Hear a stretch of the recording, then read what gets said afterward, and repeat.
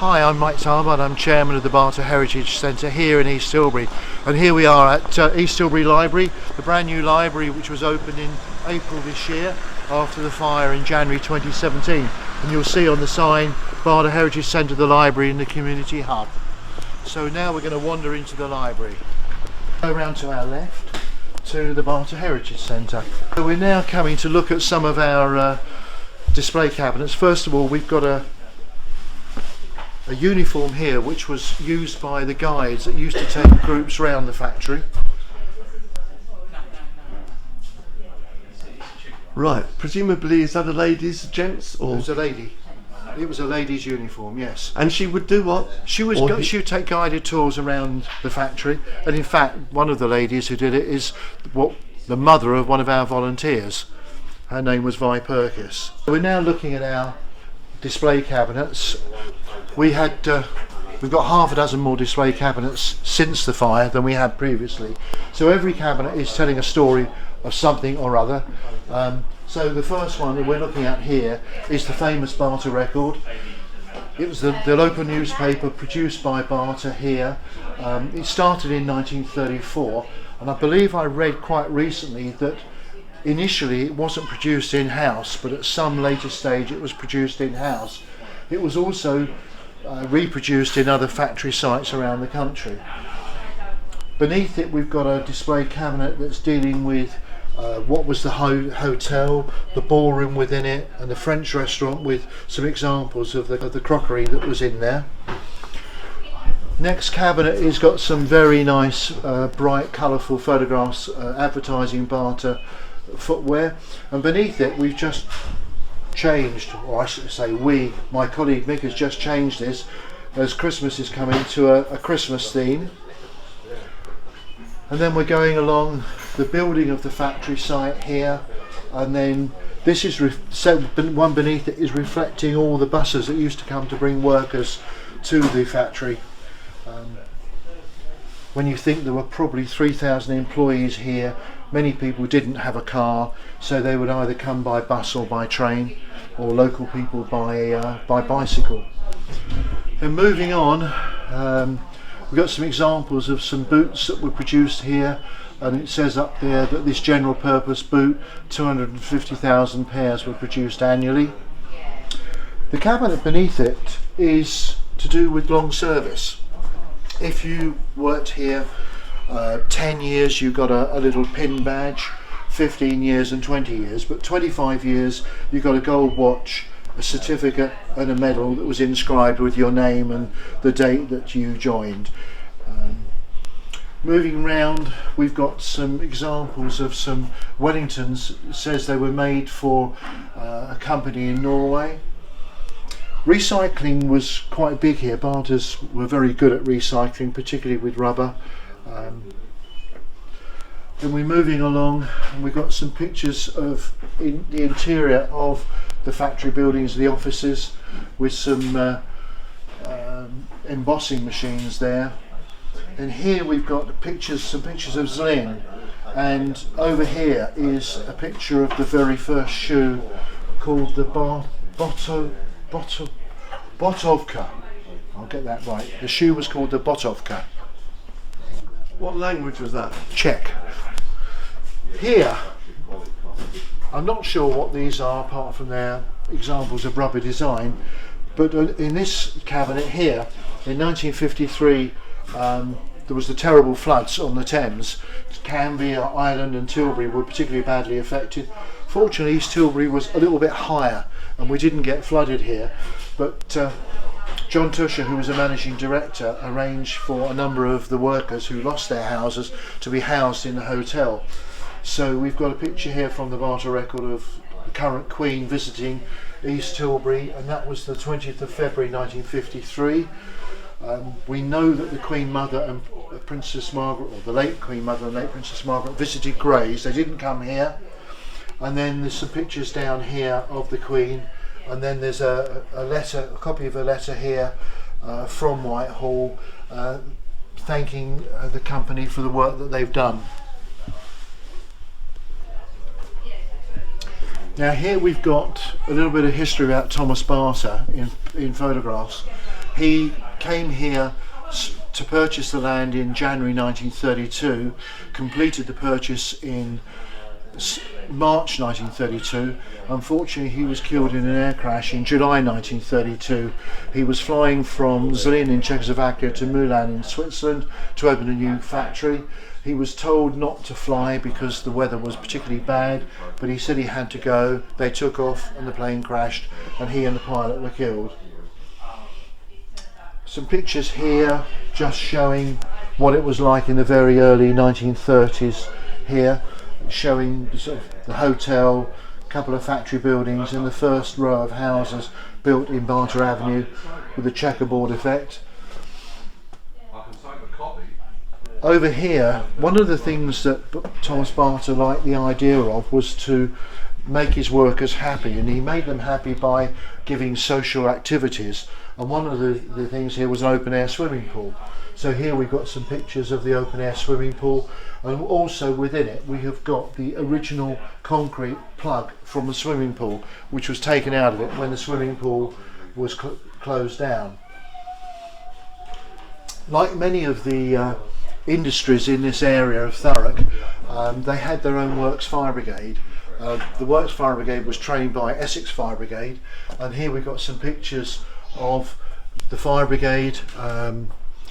There's a cup that was I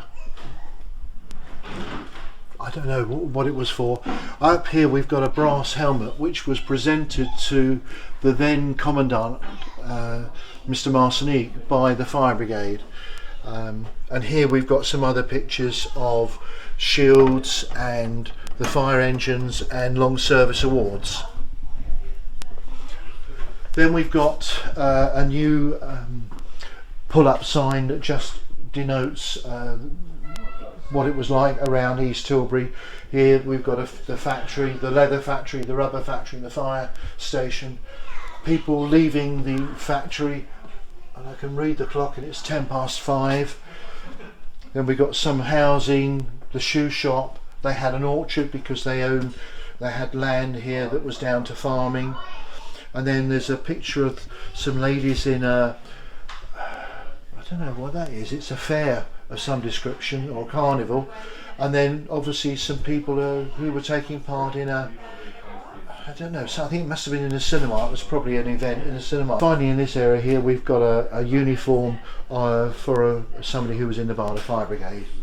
That was in fact the chief officer's uniform. So we've got this lovely old picture which is probably dated around 1958-59, I would say, by the look of the development along the Princess Margaret Road, but it shows the factory as it had become, the estate it was coming to. On the top right hand corner you can see two similar buildings. One was the then Bata Primary School, and the one to the left of it was the Technical College, where people who were on a sandwich course were living. So here, this is Princess Margaret Road, coming down here. These houses were started to be built around 1956-57. They came all the way down this side and then went up back the other side. Behind it you've got a row of houses which is Thomas Bata Avenue, flat roofed, then King George VI Avenue, flat roofed, and Queen Elizabeth, flat roofed. You've got the factory site here, you've got the boiler house on the left which was opened in 1956. Near to it you've got, with the Bata sign on the top, which is a water tower, is the rubber factory, and alongside to it is the leather factory. And then the third one was the administration building, and it housed export and people like that. And then just beneath it you can see, can't move that, the car park, and a building just here was the electronic data processing building, or the computer department. And the computer in there, I believe, had a memory of 64K, which ran the company, ran the factory building, and most mobile phones now are much bigger memories than that. This building here was the hotel. The first floor was a canteen that served something like 600 meals a day. Second, third and fourth floor were all rooms occupied by, I think The men, in the early days, the single men who came to East Tilbury to work, the single ladies were in a hostel here in Bata Avenue, and they also had rooms for visitors from overseas, because people would come from all over the Bata Empire, all over the world, to come and find out about the latest part of shoemaking. Where was the swimming pool? The swimming pool would have been, hang on, here, just in this area here, behind here. And the library where we are at the moment is just behind this building here. And this building here was the espresso bar. She was opened in the early 1960s, so it had a Gagger coffee machine, it had a jukebox, and it was somewhere where as teenagers we could go to without mum and dad being there. Everything still stands. Everything here still stands. Those are now little takeaway shops and cafes and hairdressers. This building is still there, but they are all private apartments with shops on the ground floor. These buildings are all still here, and this all the buildings are owned by a company called One Big Storage, and who are, as it says, are a storage facility company. They rent out offices in this building to people, and then the smaller buildings at the back here are let out to small local businesses. They're all disguised, as it were, now. You look at that and you can't see it when you walk or drive through for the first time, but it's there, disguised. Absolutely, absolutely. And here, where the entry to the factory was, and that was the gatehouse and the clocking in system there, that's now closed off here, because on this car park is a small development of properties that's gone up in the last 12 months. All the houses are still there. All the houses are still there. Are they self-owned now? No.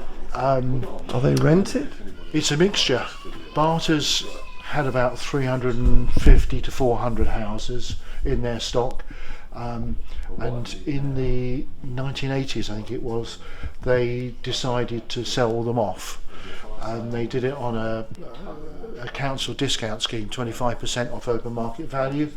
A number of people bought their houses, a number of people didn't. Those that didn't buy their own house, they were sold off to a property development company, and so rent, rather than being paid through your wage packet on a Friday at Bata, was paid to a property development company. It's still here. This is amazing. And one thing I didn't mention, in terms of houses, all flat roofed apart from the more modern ones, but these houses here are bigger. They're 4-bedroom semi-detached with an integrated garage and a balcony off the main bedroom. Were these for the bosses, the managers? Yes, they were for the managers, and they were all on these corner plots, so had a bit more garden space. They must be worth quite a bomb at the moment. Probably. Lovely. Continuing the other side with our display cabinets, up the top here we've just got some examples of what were called the Derry boots, which was a flat-soled Wellington boot, I suppose is the easiest way to describe it, which was very, very popular.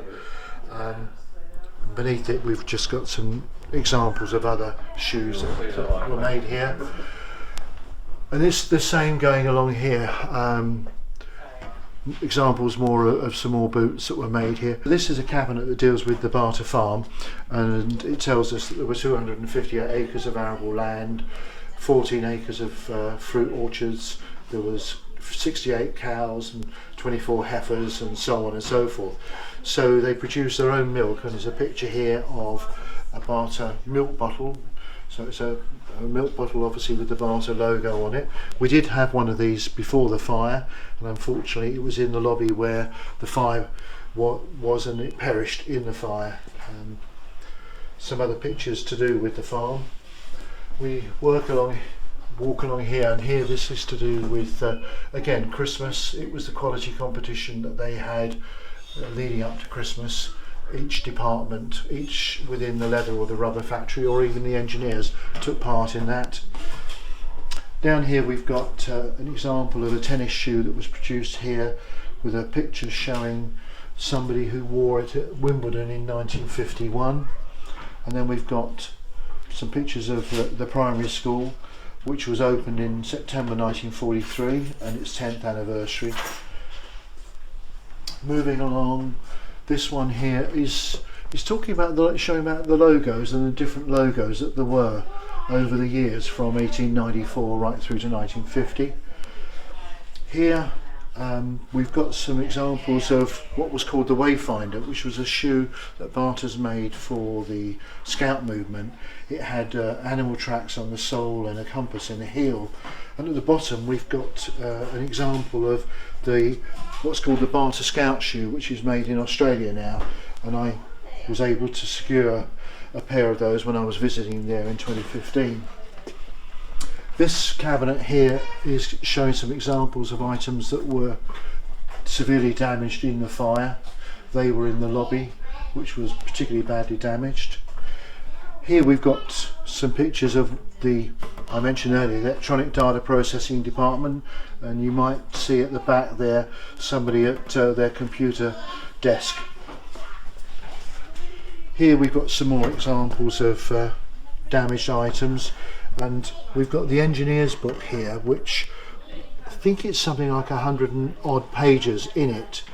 It was in the lobby and was badly damaged, and we lost about 8 pages in total from it, and we've managed, or my colleague Mick has managed to open it all up, and every page is now in an acid-free folder, so it's protected for the future.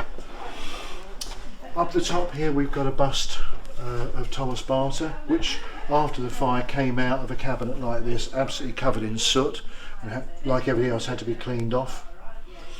We had a connection with Bata and West Ham United. There are different stories, but my understanding is that the managing director became a director of West Ham, invited them down to play a charity football match every year. That started in 1949 and went through to the early 1970s.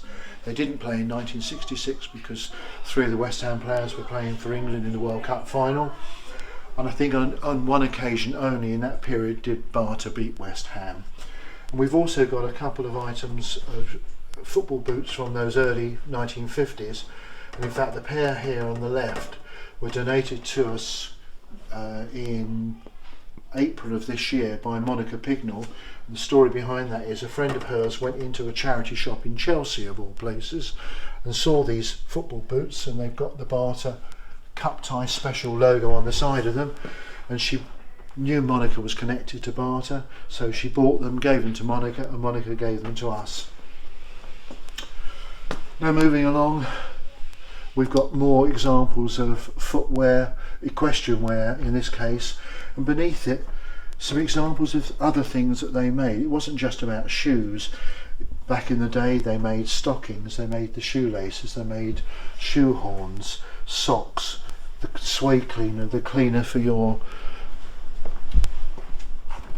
plimsolls. We've got some more examples of kiddie wellies that were produced here at East Tilbury. Then we've got some other examples of a last and pictures of the conveyor system. Moving along, these are what's are called hazmat boots, which as far as I understand it were used, as can be seen in the picture, in a very dangerous situation. So I think they were was it chemically resistant and so forth. Here we've got some pictures to do with, I think that's to do with work and play. So we've got a tug of war team, got a picture here of the West Ham game, and people working at their station, whatever they're doing. These bubble gummers, I think from memory, were made in Australia. Certainly I saw them for sale when I was in Melbourne in 2015. Here we've got some examples of the Mustang equestrian, not only footwear but also peak caps. This one here I believe are called clicker knives, and this is the cutting of the leather by the chap who's trying to maximise the amount of leather he can get out of a particular hide with minimum waste. Here we've got an example, I think, of the largest shoe last that was made here, which I think, I'm right, was it size 18? I think. There's also some examples of the early days of measuring feet.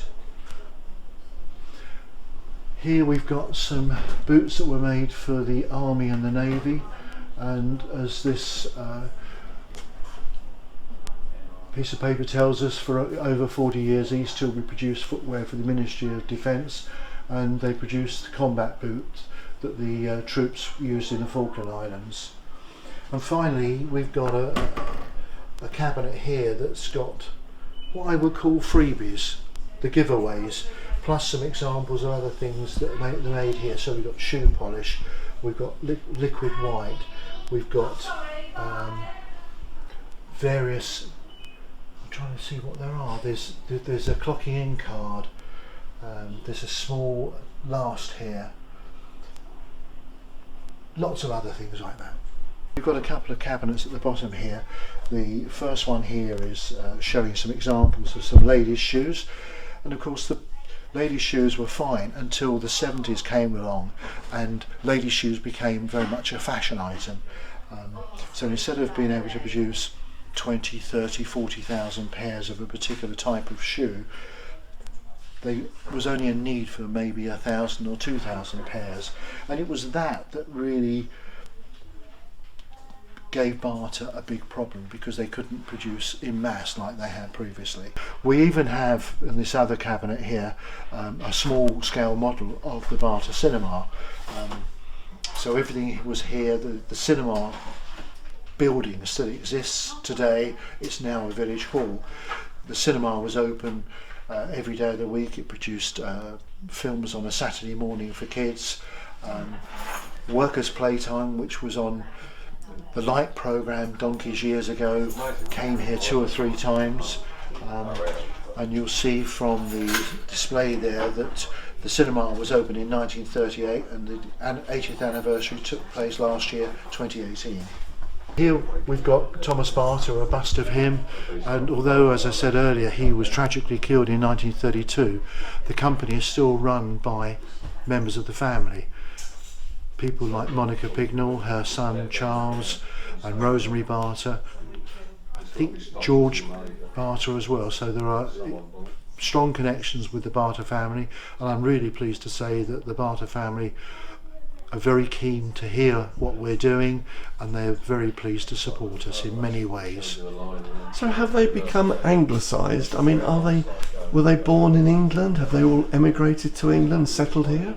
I think some of them live here part of the year, some of them live in Switzerland, America, all over. Ladies and gentlemen, just to finish off, Bata Heritage Centre here is run by volunteers. We're all what I would call Bata children, so we have a strong connection to East Tilbury. Most of us have either lived here or are still living here.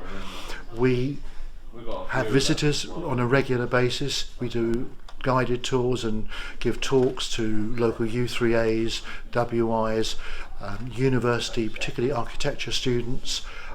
We will go out and we will give those sorts of talks. We have 2 open days a year in April and October each year. Our next one is on the 25th of April 2020. If you want to have a look at our website, put Bata Heritage Centre into Google and it will take you to our website where there's lots of interesting information about us. And remember, at some stage you or your mother or your grandparents would have worn Bata shoes, because most people in this part of the world particularly wore Bata shoes, and we have the history of Bata. It's unique in this country, let alone the world. And the other point is, of course, although Bata doesn't exist in Britain anymore, it does exist around the world. There are Bata shoe shops in Europe, there are factories still and shops in Africa, Asia, Australia. Certainly I know there are shops in South American countries, nothing in North America though. So Bata still exists and it's still run by the Bata family.